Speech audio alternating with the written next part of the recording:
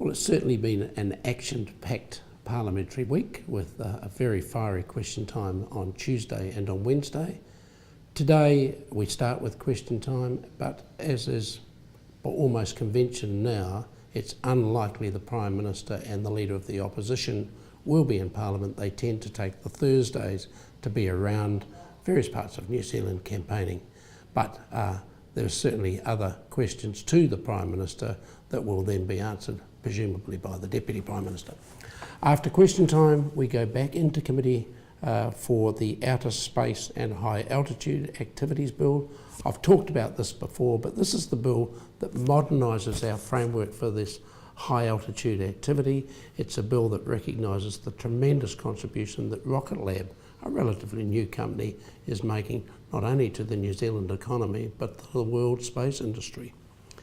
After that, we come out of committee to deal with the second reading of the Food Safety Law Reform Bill. This is a piece of legislation in the name of the Hon David Bennett, the relatively new Minister for Food Safety.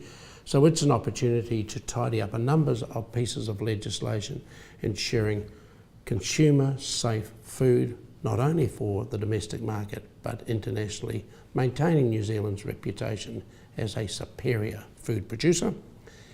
If time permits, the next piece of legislation that the government wants to progress is enhancing identity verification and border processes legislation bill.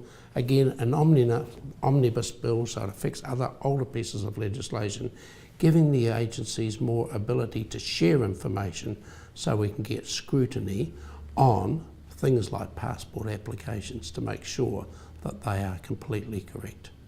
An interesting week will then conclude.